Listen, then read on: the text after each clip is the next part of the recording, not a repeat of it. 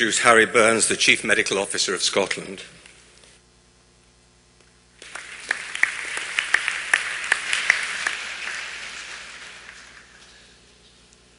Thanks very much, Andrew, and thank you very much for asking me here to add a word of welcome to Scotland. And on behalf of the Scottish Government, I'd like to welcome you very sincerely to Scotland, and particularly, since it's my hometown, Glasgow. I suppose I should say something to you about Scotland, but I still bear the scars of a conference I went to, a surgical conference I went to some years ago. I'd better not say which country it was in, but let me say it was in Eastern Europe, and at the time it was under different management. It was the late 80s. And someone from the Health Ministry got up to talk about the benefits of their system, which he duly did in the language of the country, for 45 minutes. That in itself was tolerable, but when he sat down, the interpreter got up.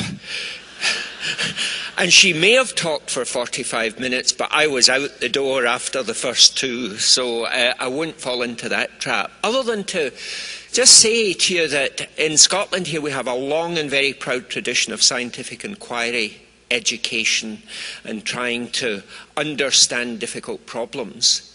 By the early 16th century, Scotland had 4 universities.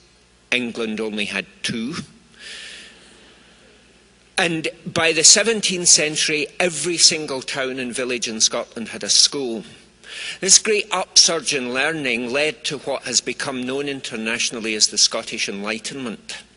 Scottish Enlightenment that had at its heart philosophers like David Hume and Adam Smith and so on, was a form of inquiry based very much on rationalism, empiricism, experimentation. And out of that, I think, grew a tremendous legacy. A great legacy, for example, for the United States, because some authors have attributed the American Declaration of Independence to what was described as the Scottish School of Common Sense. We also had an influence on the French Revolution, because Voltaire at one point in his career said we look to Scotland for all our ideas of civilization. So you can see where Scots get their reputation for being troublemakers. And into the 19th century, the whole tradition of innovation carried on, both in engineering. 110 years ago, in 1900, just the river that's just out there about 100 yards away from you, in 1900, 2/3 of all merchant shipping launched anywhere in the world in that year was launched on that river.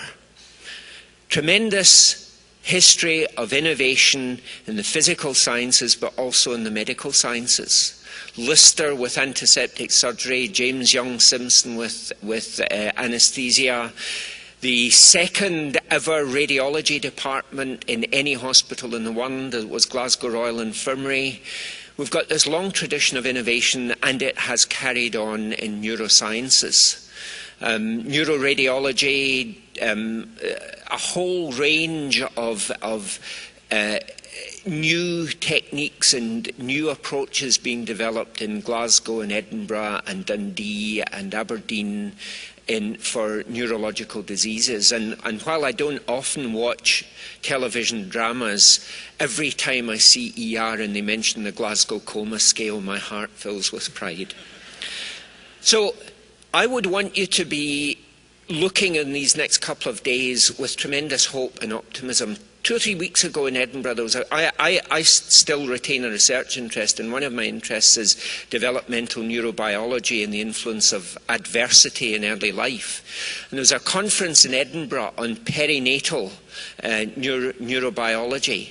And it was a really positive, hope-filled event where people were beginning to understand the mysteries of the brain that we thought we would never, ever approach.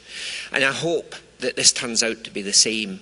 It's not only a getting together of people with an interest in the management of this disease, but it's a getting together of people who are going to find cures for it. And I really hope that that optimism grows as the conference goes on and flourishes into new associations, new partnerships, new ideas that lead very quickly to cures for this illness.